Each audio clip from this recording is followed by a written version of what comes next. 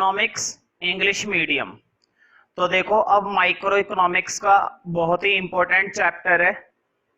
मुझे बताओ, एक प्रोड्यूसर अपना माल बनाता है, कहां पर बेचता है? एक कंज्यूमर किसी चीज को खरीदता है, कहां पर खरीदता है ना? तो देखो, एक कंज्यूमर किसी भी चीज को परचेज करना चाहता है, इस्तेमाल करना चाहता है, यूज करना चाहता है। इसी तरह से प्रोड्यूसर किसी चीज को बनाना चाहता है, बनाने के बाद बेचना चाहता है। और ये दोनों जिस जगह पर काम करते हैं, मतलब जहां पर ये अपनी सेल करते हैं और जहां पर एक कंज्यूमर अपनी उस चीज को क्या करता है, परचेज करता है, दैट प्लेस, उस जगह को क्या बोला जाता है? मार्केट। जिस जगह पर प्रोड्यूसर इकट्ठे होते हैं, जिस जगह पर सेलर इकट्ठे होते हैं, जिस जगह पर कंज्यूमर इकट्ठे होते हैं और आपस में क्या करते हैं? ट्रांजैक्शन करते हैं। खरीदने की ट्रांजैक्शन, बेचने की transaction with the help of money. बिना मनी के तो पॉसिबल नहीं है। तो उस सिचुएशन को, उस जगह को क्या बोला जाता है? मार्केट। तो कई बार पेपर में आ चुका है, what do you mean by market? तो देखो, मार्केट कहने का मतलब any place in which producer is ready to sell, जहां पर प्रोड्यूसर तैयार है बेचने के लिए, एंड कंज्यूमर रेडी टू बाय, और कंज्यूमर तैयार है खरीदने के लिए, एट अ पर्टिकुलर प्राइस, किसी पर्टिकुलर प्राइस पर, in a particular situation. This is known as market. तो तुम समझ गए होंगे। अब जो चैप्टर है, उस चैप्टर का नाम है फॉर्म्स ऑफ मार्केट। मतलब कि अब तुम सोच रहे होंगे फॉर्म्स ऑफ मार्केट, इसका मतलब ये हुआ कि मार्केट भी कई तरह की होती है। बिल्कुल, देखो वैसे तो मार्केट का जो कंसेप्ट है वो बहुत ही ज्यादा इलेबोरेटेड है, ये एक डायनामिक कंसेप्ट है, ठीक है। लेकिन मार्केट के बारे में केवल हम 3-4 तरह की मार्केट पढ़ेंगे इकोनॉमिक्स के अंदर। कितनी तरह की मार्केट पढ़ने की जरूरत है? बस हमें 3 या 4 मार्केट, बस इससे ज्यादा मार्केट पढ़ने की जरूरत नहीं है। तो देखो, मार्केट कौन कौन सी होती है और कौन कौन सी मार्केट का कौन कौन सा फीचर होता है, वो सब मैं बताऊंगा। लेकिन उससे पहले तो मैं मालूम होनी चाहिए मार्केट की एक बेसिक सी डेफिनेशन, ठीक है। तो नोट में लिखो, पहले नोट में लिखो फर्स्ट पॉइंट, और फर्स्ट पॉइंट में लिखो मार्केट किस चिड़िया का नाम है ना? चिड़िया है भी या फिर कुछ और ही चीज है, ठीक है। तो लिखो मार्केट का मतलब, it refers to a mechanism. Mechanism की स्पेलिंग बोर्ड पे लिख देता हूं मैं।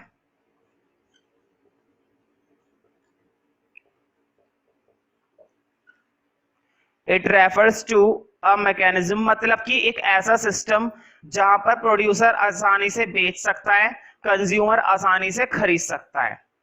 It refers to a mechanism और arrangement, it refers to a mechanism, it refers to a mechanism or arrangement that facilitates, board पे लिखा हुआ है facilitates,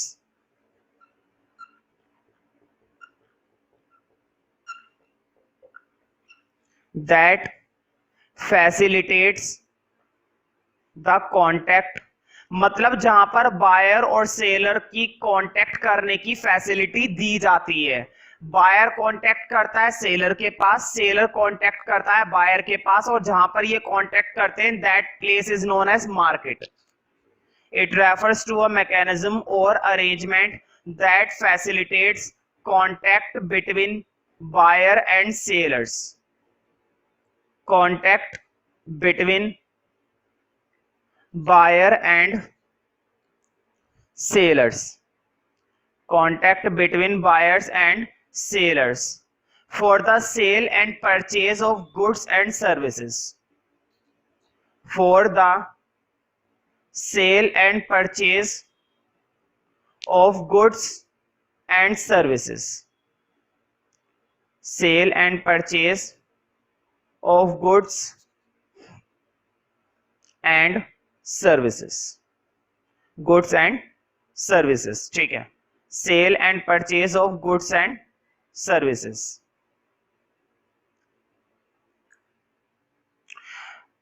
अब लिखो नोट के अंदर नंबर 2, आखिर वो कौन कौन सी फॉर्म है जो मार्केट के साथ ली जाती है।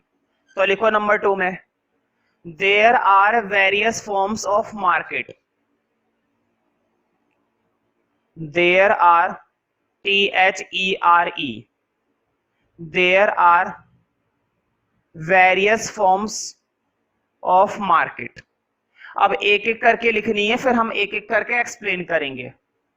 वेरियस फॉर्म्स ऑफ मार्केट, लिखो कैपिटल ए, हाँ कैपिटल ए में लिखो सबसे इंपॉर्टेंट मार्केट इस चैप्टर की, परफेक्ट कंपटीशन। मैंने शॉर्ट में लिखा है COMP, तुम लोग पूरा लिखना, कभी तुम भी शॉर्ट में लिख दो। कैपिटल बी लिखो, कैपिटल बी है अपनी मोनोपोली। कौन सी पोली? मोनोपोली। कैपिटल सी लिखो, ये मार्केट की सबसे खतरनाक फॉर्म होती है मोनोपोली, क्योंकि इस पर केवल एक का ही राइट होता है, दैट इज कॉल्ड गवर्नमेंट। अगली है मोनोपोलिस्टिक। कौन सी पॉलिस्टिक? Monopolistic competition, monopolistic competition. जैसा कि ये नाम से ही पता चल रहा है, इसके अंदर थोड़ा बहुत फीचर होता है मोनोपोली का और थोड़ा बहुत फीचर होता है कंपटीशन का, ठीक है।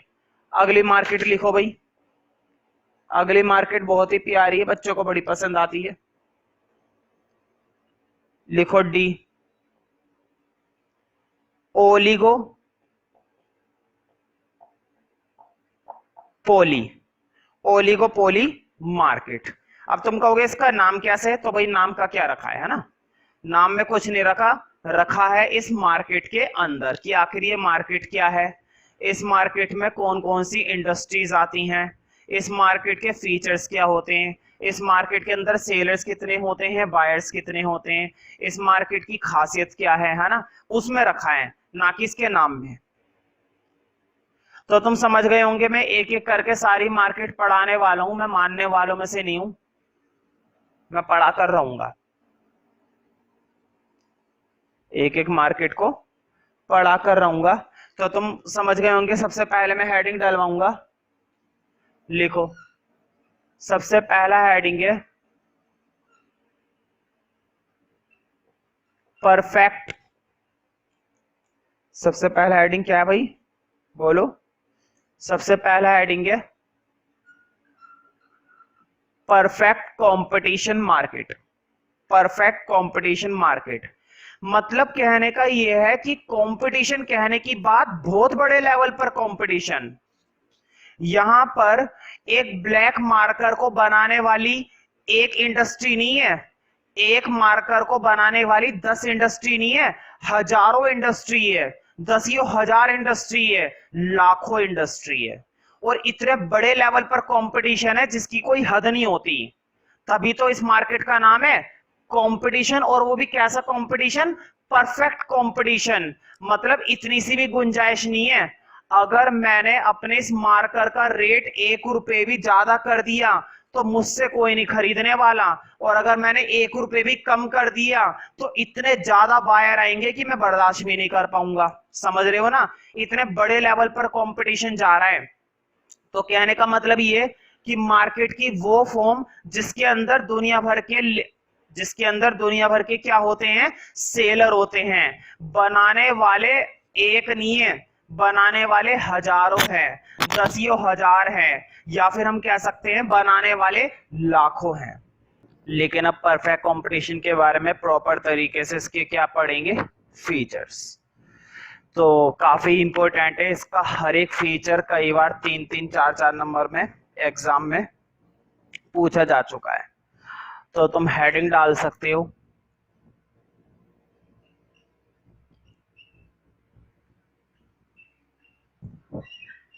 Features of perfect competition, features of perfect competition and it's implication. ध्यान रखना, हर एक फीचर की इम्प्लीकेशन पेपर में आ चुकी है। इम्प्लीकेशन का मतलब ये होता है, तुम ये भी लिख सकते हो इम्प्लीकेशन की जगह ब्रैकेट में इफेक्ट एंड इट्स इफेक्ट, मतलब उस फीचर का क्या इफेक्ट पड़ता है, क्या प्रभाव पड़ता है। तो पहले मैं तुम्हें पढ़ाऊंगा फीचर और फिर पढ़ाऊंगा उस फीचर का इफेक्ट, इम्प्लीकेशन। तो तुम्हें सबसे पहली खासियत तो मालूम ही है परफेक्ट कंपटीशन के बारे में।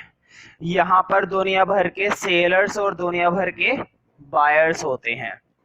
अगर मैं तुमसे कह रहा हूं कि अगर एक ऐसी मार्केट है जिस मार्केट का सिर्फ एक ही सेलर है, मतलब उस मार्केट के अंदर एक ही बंदा माल बेचता है, खुद बनाता है खुद बेचता है, तो मुझे बताओ जब वो अकेला बना रहा है पूरी मार्केट के अंदर, तो प्राइस पर पूरा पूरा कंट्रोल होगा ना उसका? बिल्कुल, प्राइस पर कंट्रोल होगा। प्राइस क्या डिसाइड करना है, कितना क्वांटिटी बनानी है, किस तरह से बेचनी है, सारे फैसले वो खुद लेगा। लेकिन हम ऐसी मार्केट की बात कर रहे हैं इस समय जहां पर क्या है, परफेक्ट कंपटीशन। परफेक्ट कंपटीशन का मतलब होता है दुनिया भर के सेलर्स हैं, एक सेलर्स नहीं है, हजारों सेलर है, दसियों हजार सेलर हैं। इतने ज्यादा सेलर है कि एक सेलर का अगर हम शेयर निकालेंगे ना तो इतना कम आएगा, ना के बराबर आएगा। एक सेलर का पूरी मार्केट के अंदर कितना सा हिस्सा आएगा, इतना सा हिस्सा आएगा, जो कि ना के बराबर होता है। क्यों? क्योंकि यहाँ पर दुनिया भर के बायर्स होते हैं और दुनिया भर के सेलर होते हैं। माना अगर एक ही सेलर है तो पूरी मार्केट उसी के हाथ में है ना, और हजारों और दसियों हजार सेलर हैं, तो एक के हाथ में पूरी मार्केट है? नहीं, एक के हाथ में पूरी मार्केट का सिर्फ एक इतना सा हिस्सा है, सिर्फ एक इतना सा हिस्सा। ठीक है, तो पहली प्रॉपर्टी लिखो, पहली विशेषता, पहला फीचर है, लिखो large number of buyers and sellers. Large number of buyers and sellers मतलब दुनिया भर के यहाँ पर सेलर्स होते हैं और दुनिया भर के बायर्स होते हैं। इतने ज्यादा सेलर होते हैं कि पूरे मार्केट का एक छोटा सा हिस्सा एक सेलर के हाथ में आता है। ठीक है, एक सेलर के हाथ में आता है। मान लो पूरी मार्केट एक चपाती की तरह है, रोटी की तरह है, गोल ले लो, चलो, है ना। तो मान लो अगर ये रोटी खाने वाला एक ही बंदा है तो पूरी रोटी उसी के हिस्से में आ जाएगी। लेकिन इस रोटी को खाने वाले 10,000 बंदे हैं, तो तुम अंदाजा लगा सकते हो जब एक ही रोटी को 10,000 लोग खाएंगे तो कितना सा हिस्सा आएगा एक बंदे के हाथ में। बिल्कुल वही बात मार्केट की है। मार्केट क्या है, एक गोल रोटी की तरह है और उस एक रोटी का एक छोटा सा हिस्सा एक सेलर के हाथ में आता है। ठीक है, तो लिखो देयर आर, इसके आगे एक्सप्लेन करना है। अब लिखो there are large number of buyers and sellers. There are large number of buyers and sellers. Large number of buyers and sellers share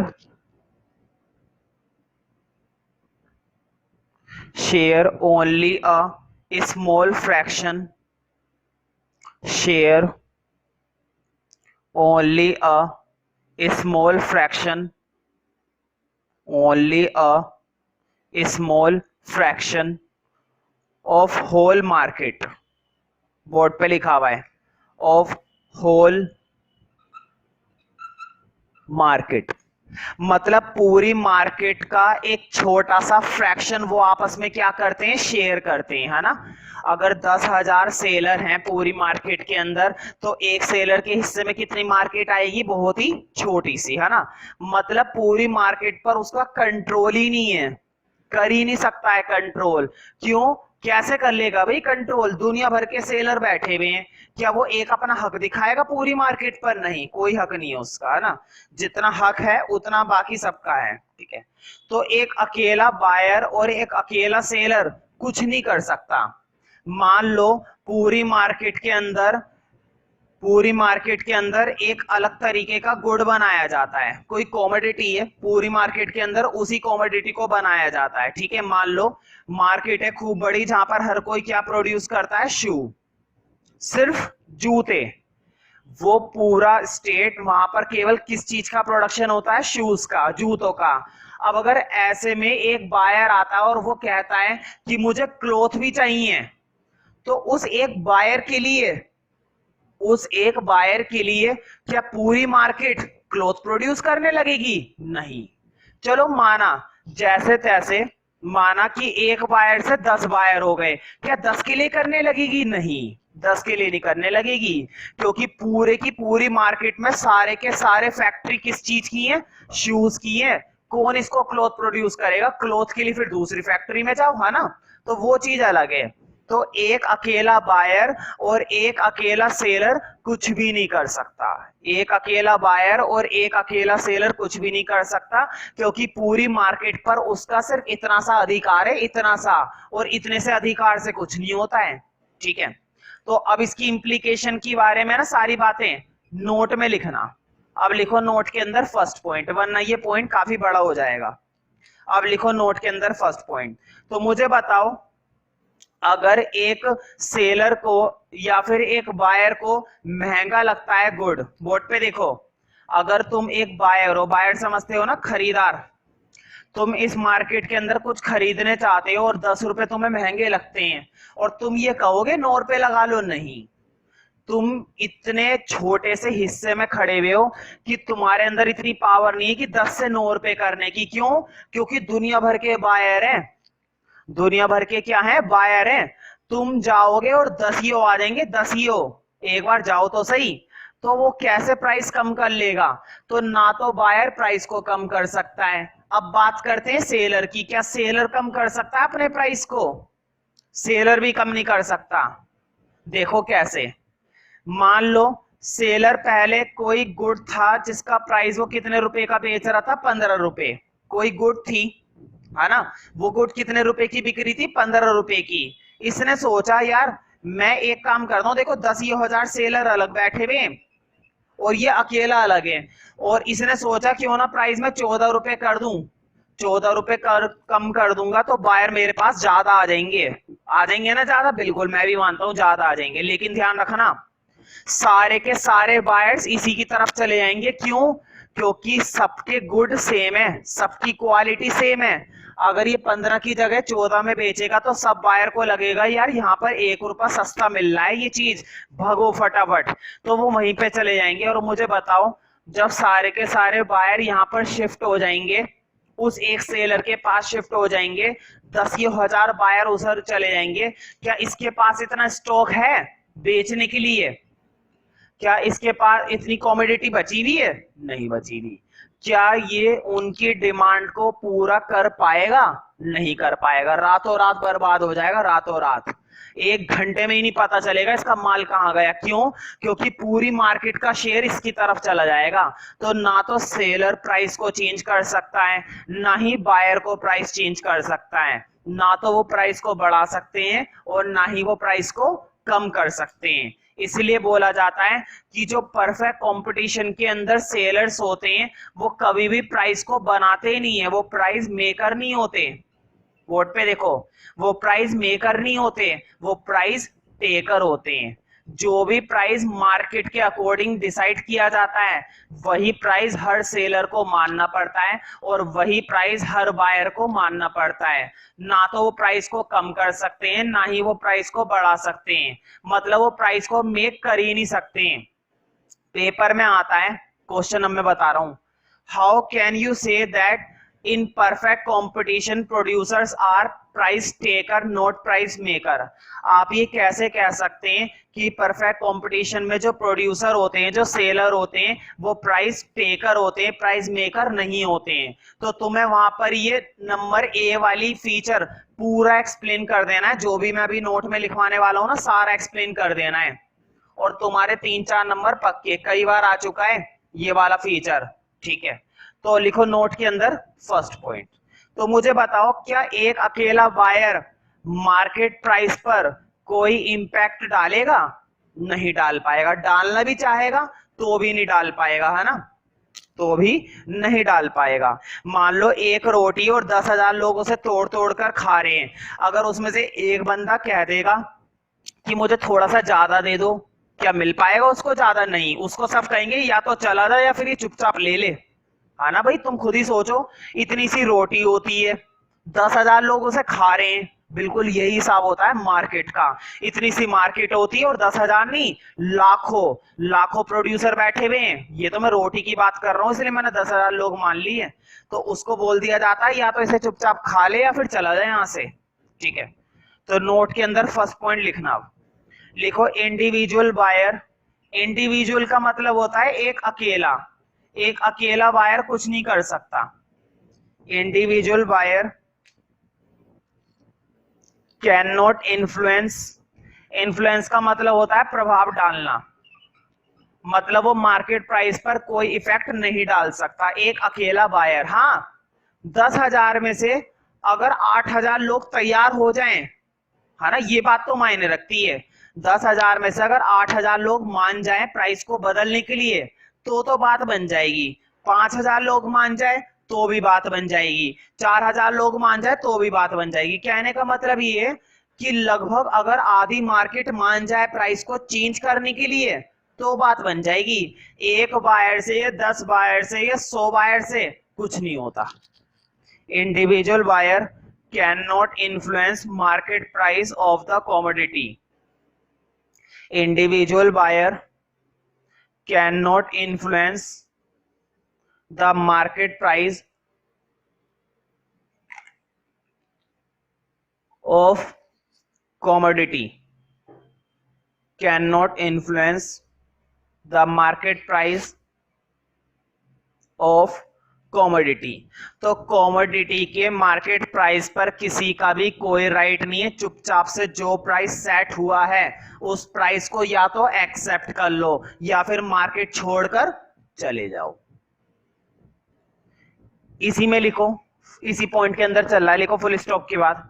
similarly ये बात सेलर पे लागू होती है ना तो बायर को प्राइस पर इफेक्ट डालने की जरूरत है, ना ही सेलर को। सेलर भी कुछ नहीं कर सकता। सोचो, जो बंदा माल बना रहा है उसके माल पर उसका खुद का अधिकार नहीं है प्राइस के मुकाबले, है ना। तो लिखो similarly an individual seller can not influence the market price of the commodity. Similarly, an individual seller cannot influence an individual seller cannot influence the market price of commodity। ठीक है, इसलिए जो प्राइस एक बार डिसाइड हो गया किसी particular commodity के लिए, एक बार जो प्राइस डिसाइड हो गया वही प्राइस बायर को मानना पड़ेगा और वही प्राइस सेलर को मानना पड़ेगा। ना तो बायर उस प्राइस को बदल सकता है, ना ही सेलर। बदल के देख ले, बदल के देख ले, कोई फायदा ही नहीं है। मैंने बताया ना क्यों नहीं बदल सकता, इसलिए नहीं बदल सकता। ठीक है, अब लिखो नंबर 2। तो इसीलिए जो परफेक्ट कंपटीशन के अंदर प्राइस होता है वो हमेशा सेम रहता है, कांस्टेंट रहता है, कभी नहीं बदलता। ठीक है, तब बदलेगा जब मार्केट चाहेगी। मार्केट मतलब सारे के सारे सेलर या फिर सारे के सारे बायर। ठीक है, तो लिखो hence price is constant for the buyers and sellers. Hence price is constant for the buyers and sellers.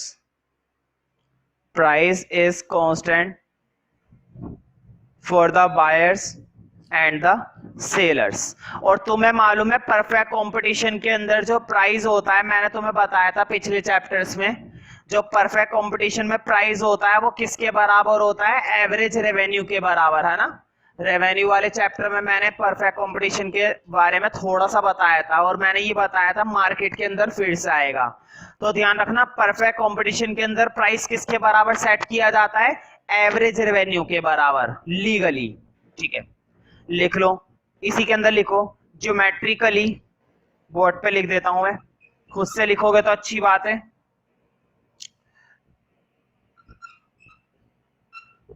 Geometrically it can be represented as, geometrically कई बार पेपर में आ चुका है ग्राफ बनाने को, पेपर में आता है जिस तरह से परफेक्ट कंपटीशन में प्राइस डिसाइड होता है उसका ग्राफ बनाइए।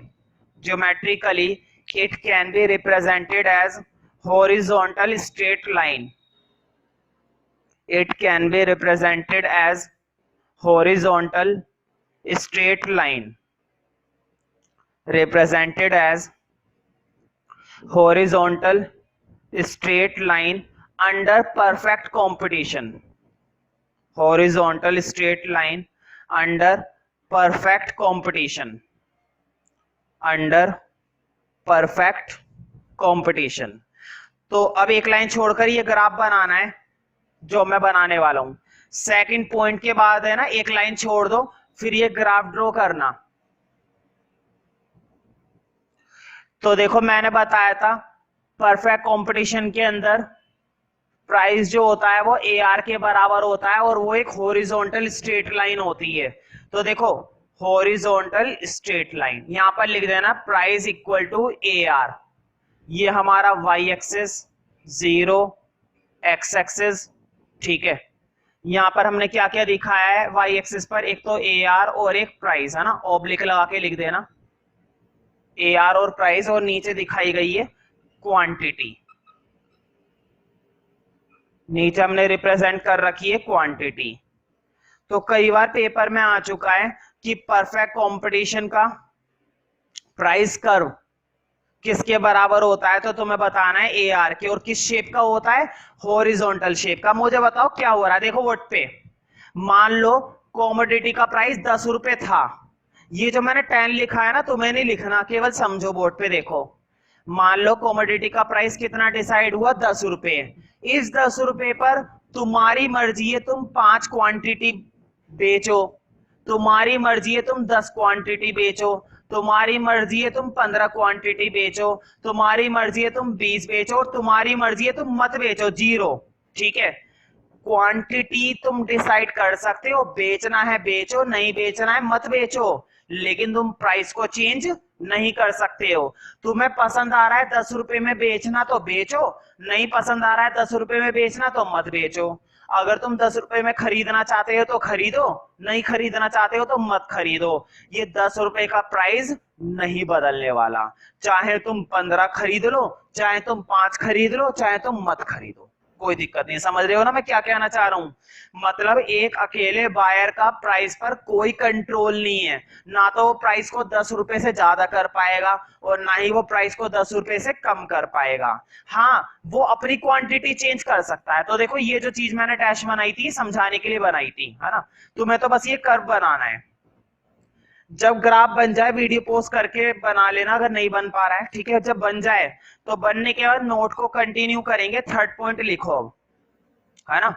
मैंने कितने पॉइंट लिखवाए थे? 2 पॉइंट लिखवाए थे, फर्स्ट और सेकंड। अब थर्ड पॉइंट लिखो, है ना। इसका मतलब ये हुआ कि इस पर्टिकुलर प्राइस पर एक सेलर कितनी भी कमोडिटी बेच सकता है और एक पर्टिकुलर बायर कितनी भी कमोडिटी खरीद सकता है ना।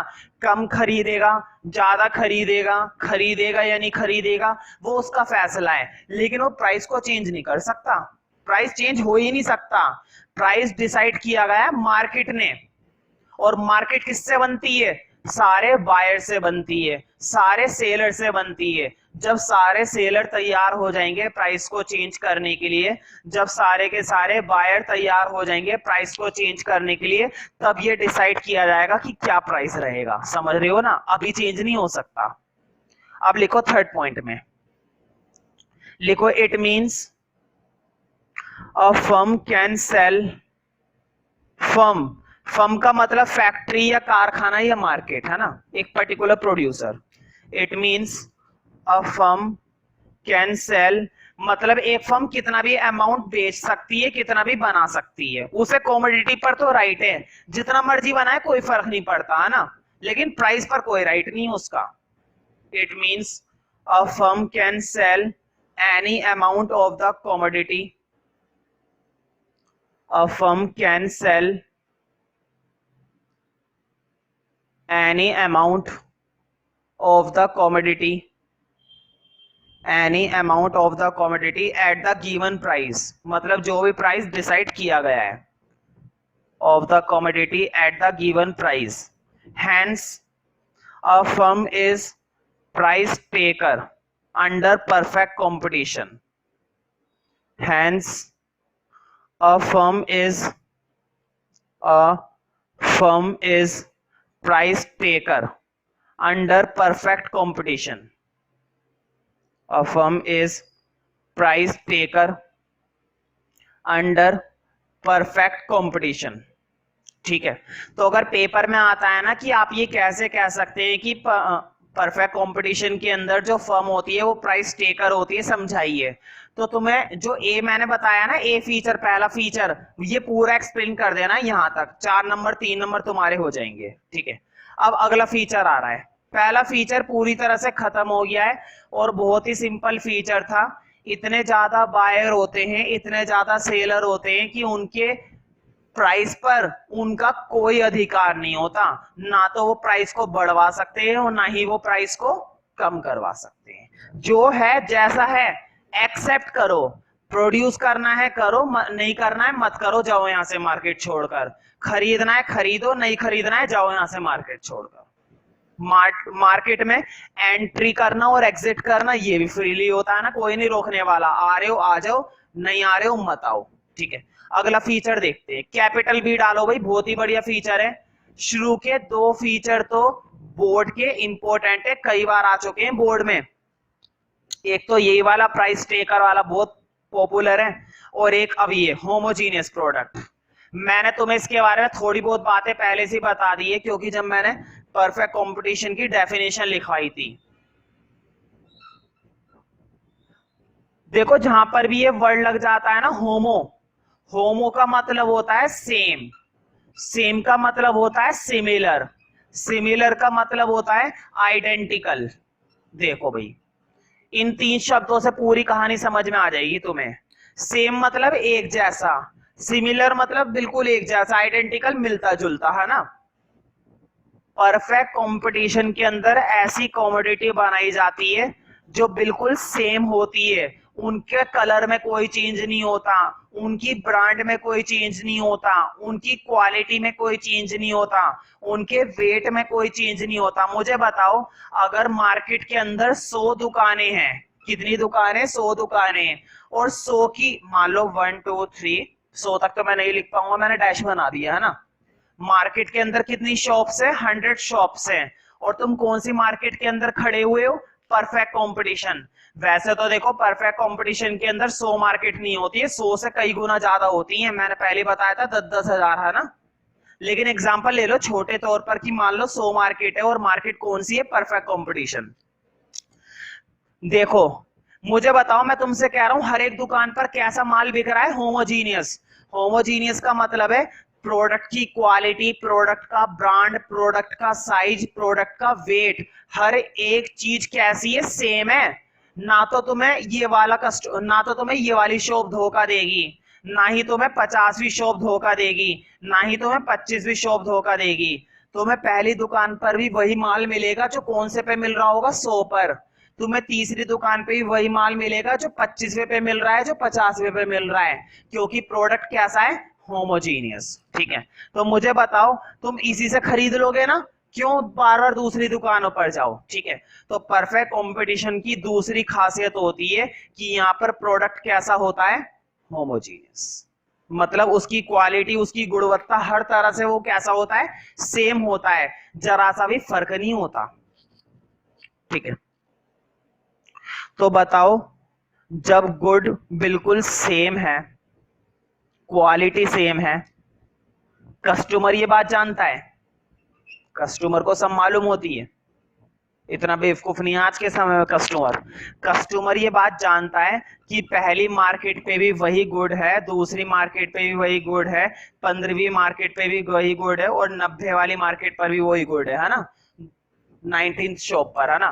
तो मुझे बताओ, अगर ये शॉप वाला 10 रुपए की जगह 12 रुपए लेने की कोशिश करता है, बोर्ड पे देखो, इस दुकानदार ने सोचा यार 10 रुपए की जगह इस कस्टमर से 12 रुपए ले लूं, क्या ये कस्टमर इससे खरीदेगा? नहीं खरीदेगा। क्यों? क्योंकि कस्टमर ये जानता है कि यहाँ पर कैसे गुड मिल रहे हैं, होमोजीनियस, होमोजीनियस। तो मैं इससे क्यों खरीदूंगा, जबकि बाकी के कितने के दे रहे हैं, 10-10 रुपए के।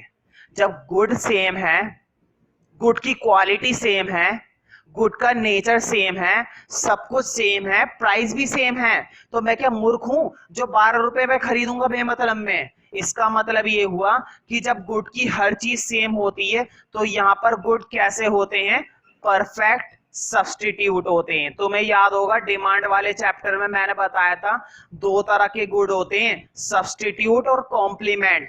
परफेक्ट सब्स्टिट्यूट हम उसे कहते हैं जिन्हें हम एक की जगह दूसरे का इस्तेमाल कर सकते हैं। फॉर एग्जांपल, मेरे पास ब्लैक मार्कर है और ब्लू मार्कर है, दोनों से मैं बोर्ड पे पढ़ाता हूं, अच्छा समझ में आता है ना, साफ दिखाई देता है। अगर ब्लू मार्कर और ब्लैक मार्कर बिल्कुल सिमिलर कैरेक्टर के हैं तो मैं कुछ भी खरीद लूं, है ना। मार्केट से चाहे ब्लू खरीदूं, मार्केट से चाहे ब्लैक खरीदूं, एक ही बात है, क्योंकि दोनों से मिलने वाला सेटिस्फेक्शन बिल्कुल सेम है, क्योंकि वो पूरी तरह से क्या है, परफेक्ट सब्स्टिट्यूट है, परफेक्ट सब्स्टिट्यूट है।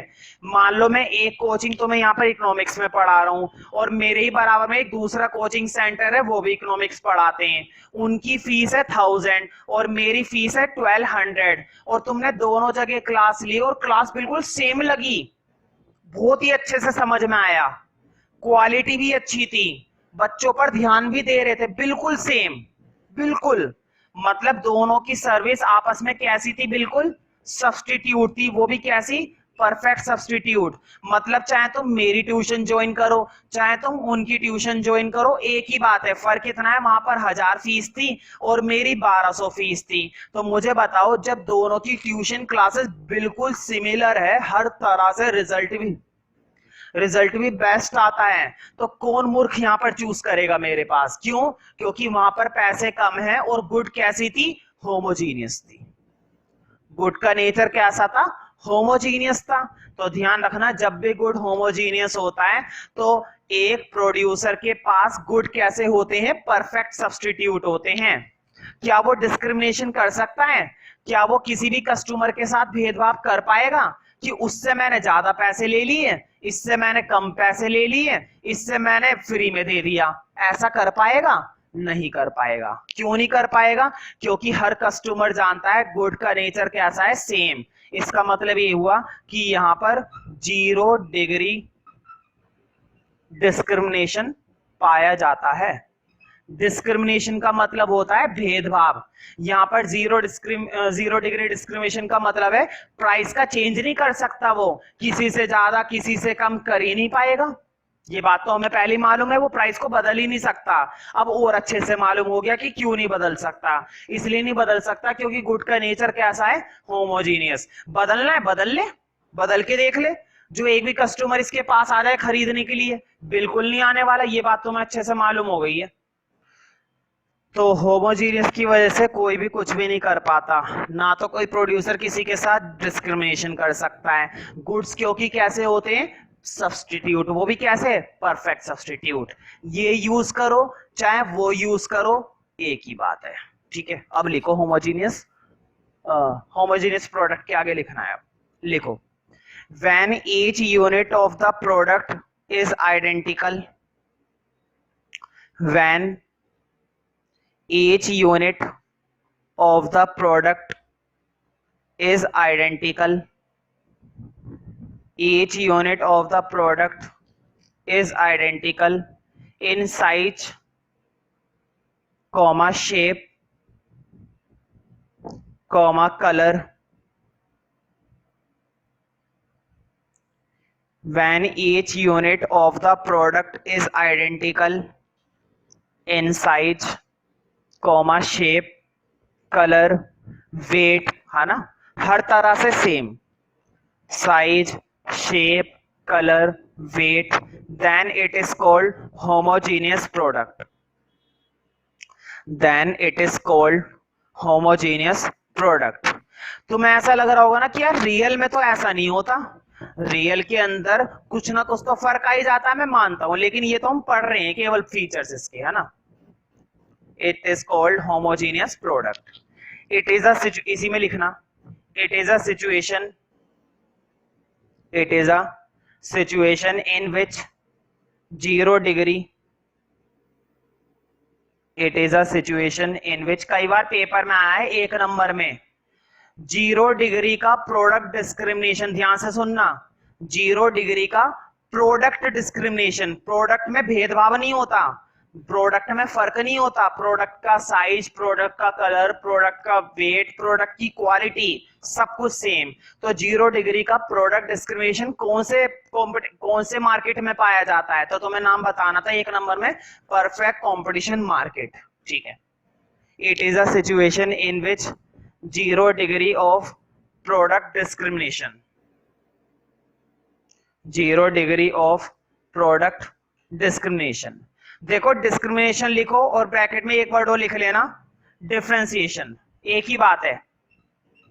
प्रोडक्ट का डिफरेंशिएशन नहीं पाया जाता है 0 डिग्री, मतलब जरा सा भी डिफरेंशिएशन नहीं है प्रोडक्ट में, एक प्रोडक्ट दूसरे प्रोडक्ट से जरा सा भी डिफरेंट नहीं है, बिल्कुल सेम है, बिल्कुल 0 डिग्री ऑफ प्रोडक्ट डिस्क्रिमिनेशन। और जब जरा सा भी डिफरेंस नहीं है तो क्या हम उसको सब्स्टिट्यूट नहीं कह सकते? सब्स्टिट्यूट कैसे होते हैं?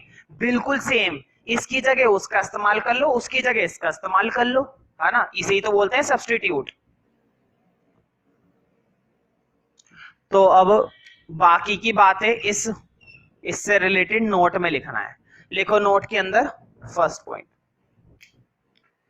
लिखो, hence nature of product is perfect substitute in perfect competition. कई बार तो पेपर में यही आया है, आप ये कैसे कह सकते हैं कि जो परफेक्ट कंपटीशन के अंदर प्रोडक्ट होते हैं वो परफेक्ट सब्स्टिट्यूट होते हैं, समझाइए 2 नंबर में और 3 नंबर में। तो तुम्हें वहां पर कौन सा वाला फीचर एक्सप्लेन कर देना है, ये पूरा होमोजीनियस, पूरा का पूरा 3 नंबर में 4 नंबर में आता है, तो ठीक है। तो देखो मैं साथ साथ में ये क्वेश्चन बता रहा हूं कैसे आते हैं पेपर में, मैंने पहले ही बताया था, इनकी इंप्लीकेशन पेपर में आ चुकी है। देखो गुड होमोजीनियस है, इसीलिए वो क्या माना जाएगा, परफेक्ट सब्स्टिट्यूट। परफेक्ट सब्स्टिट्यूट है इसीलिए वहां पर 0 डिग्री डिस्क्रिमिनेशन होता है, हम किसी के साथ छेड़खानी कर ही नहीं सकते। जो गुड मेरे पास बिक रहा है ना, वही गुड बाकी 10,000 शॉप्स पर बिक रहा है। Hence nature of product is perfect substitute in perfect competition. Hence nature of product is perfect substitute in perfect competition market. In perfect competition market. Perfect competition market. ठीक है। तो मुझे बताओ ऐसे में अगर वो प्राइस पर थोड़ा सा भी कंट्रोल करने की कोशिश करेंगे तो क्या वो कर पाएंगे? नहीं कर पाएंगे। कई बार पेपर में आया है कि प्राइस पर परफेक्ट कंपटीशन के प्रोड्यूसर्स का इतना सा भी राइट नहीं होता, इतना सा भी क्यों नहीं होता? पहली बात तो तुमने वहां पर समझा दी, अभी अभी करके आया ना, लार्ज नंबर ऑफ बायर और लार्ज नंबर ऑफ सेलर होते हैं। और एक रीजन ये भी है कि गुड कैसा है, होमोजीनियस है। अगर एक ने प्राइस को बदलने की कोशिश करी ना, 4 से कितने रुपए कर दिए, 5 रुपए कर दिए, तो क्या बायर इससे खरीदेंगे? नहीं खरीदेंगे। क्यों नहीं खरीदेंगे? क्योंकि भाई 4 रुपए वाली चीज ये 5 में दे रहा है और बाकी सारे शॉप 4 में ही दे रहे हैं। और गुड कैसा है, सब्स्टिट्यूट है, परफेक्ट सब्स्टिट्यूट। तो कौन बेवकूफ इससे खरीदेगा 5 रुपए में बेमतलब में, है ना। जब गुड बिल्कुल सेम होती है तो कौन मूर्ख, भाई तुम 2 दुकान पर जाते हो, तुमने दोनों के पास शर्ट देखी और शर्ट बिल्कुल सेम लगी लेकिन प्राइस डिफरेंट थे, तो तुम किससे खरीदोगे? सस्ते वाले से। अक्सर हर बंदा ऐसी करता है ना। तो उस केस में हम किससे खरीदना पसंद करेंगे? कम प्राइस वाले से। तो इसका तो सारा का सारा माल धरा का धरा रह जाएगा 4 से 5 करने पर, तो ये क्यों करेगा, है ना, कोई नहीं करता फिर। तो इस बात को लिखो नंबर 2 में, लिखो when the product is homogeneous, when the product is homogeneous, a firm cannot exercise, when the product is homogeneous, a firm cannot exercise, exercise का मतलब है वो अपने प्राइस को यूज नहीं कर सकती, अपने प्राइस कंट्रोल को एक्सरसाइज नहीं कर सकती। एक्सरसाइज का मतलब होता है इस्तेमाल करना यहाँ पर, ठीक है। अ firm can not exercise any control over price, any control over price मतलब वो प्राइस पर इतना सा भी कंट्रोल नहीं जमा सकती अपना, इतना सा भी उसका अधिकार नहीं है प्राइस के ऊपर एक फर्म का। पूरी मार्केट का तो है, मार्केट के अंदर जितने भी फर्म है ना उसका तो है, लेकिन एक का नहीं है। The product is homogeneous, a firm cannot exercise any control over price। देखो लैंग्वेज समझ में आ रही है ना, बहुत आसान चीज है, ध्यान से मेरी बातों को सुनोगे और समझोगे तो बहुत आसान लगेगा। Cannot exercise any control over price, ठीक है। लिखो बिकॉज, बताओ अगर वो चेंज कर भी देगा, मैंने बताया था ना, अगर उसने 4 से 5 रुपए कर भी दिया तो इसके सारे के सारे बायर्स कहां पर चले जाएंगे? दूसरी दुकानों पर चले जाएंगे। क्यों चले जाएंगे? क्योंकि गुड वहां पर भी है सेम, गुड यहाँ पर भी वही है, लेकिन वहां पर सस्ता मिल रहा है, यहाँ पर खामे खा का महंगा मिल रहा है, तो ये क्यों महंगा करेगा ना। अगर महंगा कर भी देता है तो सारे के सारे बायर कहां पर शिफ्ट हो जाएंगे? दूसरी फर्म के पास। तो लिखो इसी के अंदर, लिखो because a slight increase, slight का मतलब होता है थोड़ा सा, अगर उसने अपने प्राइस में थोड़ा सा भी चेंज करा ना, मतलब 1 रुपए का भी चेंज करा, तो भी इसकी लुटिया डूब जाएगी। लिखो because a slight increase in the price, because a slight increase in the price, slight increase in the price of one firm, in the price of one firm will shift all its buyers, है ना, सारे के सारे buyer इसके shift हो जाएंगे। कहां पर शिफ्ट हो जाएंगे? दूसरे फर्म्स के पास। in the price of one firm will shift all its buyers, will shift all its buyers, will shift all its buyers to the other firms in the market, to the other firms in the market, will shift all its buyers to the other firms in the market। मुझे बताओ good का nature, good की quality, goods हर तरह से same है, product कैसे हैं? Perfect substitute है। मान लो 10 मार्केट थी, 10 शॉप थी, तो क्या मैं कुछ एडवर्टाइजमेंट करके अपने प्रोडक्ट के बारे में कुछ खास बातें बताऊंगा? नहीं। क्यों नहीं बताऊंगा?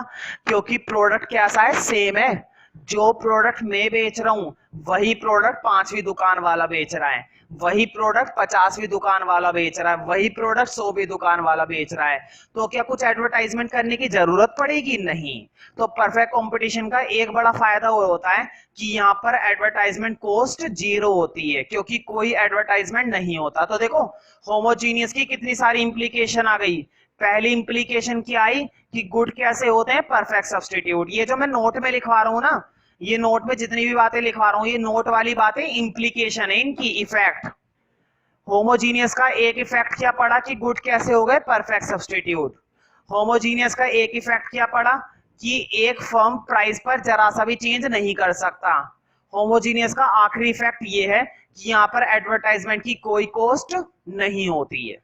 तो तीसरा लिखना, तीसरा इंपैक्ट कि यहाँ पर एडवर्टाइजमेंट करने की जरूरत ही नहीं है। भाई क्यों नहीं है जरूरत? तुम अपने प्रोडक्ट के बारे में क्या कुछ नया बताओ। एडवर्टाइजमेंट किस लिए किया जाता है? एडवर्टाइजमेंट इसलिए किया जाता है ताकि कस्टमर्स को अपने प्रोडक्ट के बारे में, अपनी सर्विस के बारे में कुछ खास बातें बताएं। लेकिन क्या यहाँ पर कुछ खास बातें उपलब्ध हैं? तुम्हारे पास वही नॉलेज, वही गुड, वही प्राइस है जो बाकी 1000 मार्केट के पास है, जो बाकी 5000 मार्केट के पास है। तुम्हारे पास वही सब है, बस कुछ नया नहीं है, तो क्यों एडवर्टाइजमेंट करोगे, है ना। तो नंबर 3 में लिखना, जो प्रोडक्ट तुम बेच रहे हो वही प्रोडक्ट बाकी के बेच रहे हैं और बायर को ये सारी नॉलेज पहले से ही है। परफेक्ट कंपटीशन की खासियत होती है बायर को पूरी मार्केट के बारे में पहले से ही नॉलेज होती है, क्योंकि एक शॉप पर जो चल रहा है वही चीजें पूरी मार्केट में चल रही है इस समय। तो लिखो थर्ड पॉइंट के अंदर, there is no need of advertisement, there is no need for advertisement, there is no need, मतलब यहां पर कोई जरूरत नहीं होती एडवर्टाइजमेंट की। There is no need of advertisement to promote sales, है ना, अपनी सेल को प्रमोट करने के लिए। टू प्रोमोट, बोर्ड पे लिख दो प्रोमोट, चलो खुद ही लिखो, to promote sales of a firm, to promote sales of a firm. मतलब अगर तुम सेल को बढ़ाना चाहते हो अपनी, तो सेल को बढ़ाने के लिए तुम्हें एडवर्टाइजमेंट करने की कोई जरूरत नहीं है। To promote sales of a firm, लिखो has no advertisement cost in perfect competition market, has no advertisement cost, has no advertisement cost in perfect competition market. ठीक है, तो पेपर में जिस तरह से आए उस तरह से पूछो। अगर पेपर में आता है कि एडवर्टाइजमेंट कॉस्ट क्यों नहीं होती है, तो तुम्हें बताना पड़ेगा क्योंकि यहाँ पर गुड कैसा होता है, होमोजीनियस। तो वो अपने गुड के बारे में क्या एडवर्टाइजमेंट करेगा, जब गुड की क्वालिटी, गुड का नेचर बिल्कुल वही है जो बाकी शॉप्स पर है, तो तुम क्यों एडवर्टाइजमेंट में बेमतलब में खर्चा करोगे, समझ रहे हो ना। तो इन चीजों का ध्यान